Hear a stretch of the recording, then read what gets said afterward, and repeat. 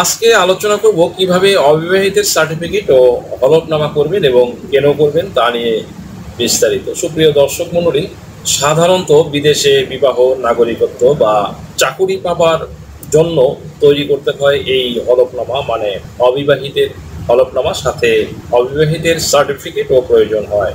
এই জন্য আপনাকে কি কি করতে হবে আসুন বিস্তারিতভাবে জেনে নিন।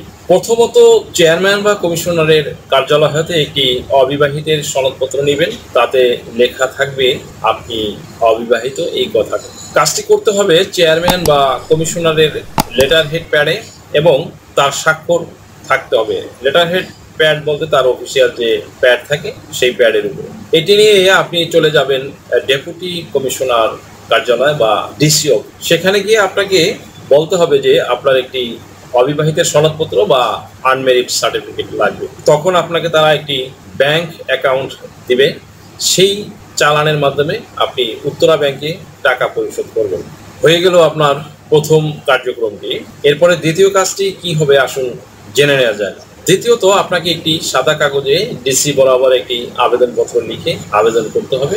সাথে 20 টাকার কোর্ট ফি সংযুক্ত করে দিতে হবে এবং সাথে প্রার্থিত ব্যক্তির এবং তার কোনো গার্ডিয়ান বা অথরাইজড পার্সনের ছবি সংযুক্ত করে আবেদন করতে হবে।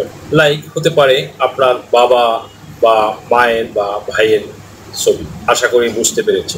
ভিউয়ার্স, আবেদনের বিষয়টি কেমন হবে আসুন জেনে নেওয়া যাক। আবেদনের বিষয়টি হবে অবিবাহিতের সনদ পাওয়ার জন্য আবেদন। দরখাস্তের ভিতরে সব তথ্য সংযুক্ত করে দেবেন, যেমন ধরুন পাসপোর্ট নাম্বার, এনআইডি নাম্বার, জন্ম নিবন্ধন নাম্বার, আরও যা কিছু থাকবে ইচ অ্যান্ড এভরিথিং একে একে। আপনি কি কাবিননামা বা নিকানামা ইংরেজিতে অনুবাদ করে নোটারি করতে চান? ম্যারেজ সার্টিফিকেট ইংরেজি অনুবাদ সহ নোটারি প্রয়োজন? তাছাড়াও যে কোনো প্রকার ডকুমেন্ট নোটারি বা হলফনামা করতে আজই ডায়াল করুন 0172458388 নম্বরে। সব দিয়ে দেবেন। কি কি লিখতে হবে সেটা যদি না পারেন তাহলে স্ক্রিনে দেওয়া নম্বরে কল করে জেনে নিতে পারবেন, অথবা যখন আমাদের দিয়ে কাজটি করাবেন তখন আমরা বিস্তারিতভাবে লিখে দেব।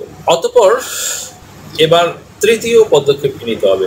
আপনাকে একটি অ্যাফিডেভিট বা হলফনামা তৈরি করতে হবে 300 টাকার নন জুডিশিয়াল স্ট্যাম্পে। এখানে বিস্তারিত লিখে দেবেন কি কি লিখতে হবে। সেটা যদি না পারেন তাহলে স্ক্রিনে দেওয়া নম্বরে কল করে জেনে নিতে পারবেন, অথবা যখন আমাদের দিয়ে করাবেন তখন আমরা বিস্তারিতভাবে লিখে দেব। তৃতীয় কার্যক্রমটি হয়ে যাওয়ার পর আপনি এই পর্যন্ত যা যা করলেন তা উল্লেখ করবেন এবং এনআইডি, পাসপোর্ট ও জন্ম সনদ ডিসি অফিসে জমা দেবেন।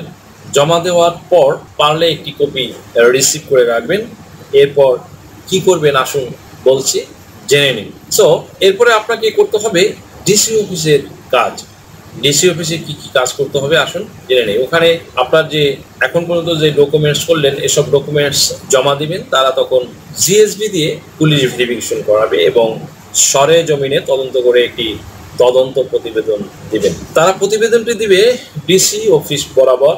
ডিসি অফিস পজিটিভ রিপোর্ট গেলে একটি to whom it may concern, that mean বাংলায় অর্থ দাঁড়ায় যাহার জন্য প্রযোজ্য, এমন একটি সার্টিফিকেট দিবে, যেটা একটি প্রত্যয়নপত্র টাইপের হবে। সো তখন তারা এই সকল ডকুমেন্টসগুলো ফরেন মিনিস্ট্রি থেকে, দ্যাট মিনস পররাষ্ট্র মন্ত্রণালয় যাকে বলা হয়, সেখান থেকে এটাকে অ্যাটাস্টেশন বা সত্যায়িত করার জন্য পাঠাবে। তাদের মাধ্যমে ফরেন মিনিস্ট্রি কাজগুলো একটু সময় সাপেক্ষ বটে, একটু লেন্দি প্রসেস।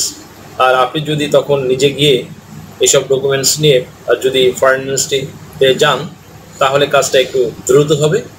এভাবেই সম্পূর্ণ প্রক্রিয়াটি সম্পন্ন করতে হবে বন্ধুরা। আশা করি ভিডিওটি থেকে সামান্যতম হলেও উপকৃত হয়েছেন। যদি ভিডিওটি আপনাদের সামান্যতম উপকারে আসে তাহলে রিকোয়েস্ট করবো চ্যানেলটি লাইক, শেয়ার, কমেন্টস এবং সাবস্ক্রাইব করে পাশে থাকা বেল আইকনটি প্রেস করে দিন, যাতে পরবর্তী ভিডিওর নোটিফিকেশনটি খুব সহজেই পেয়ে যান। সো আজকের মতো এখানে শেষ করছি।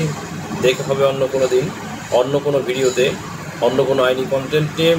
সেই পর্যন্ত সকলে ভালো থাকুন, সুস্থ থাকুন, নিরাপদে থাকুন। আবারও সবাইকে ধন্যবাদ জানিয়ে এখানে শেষ করছি। আল্লাহ হাফেজ।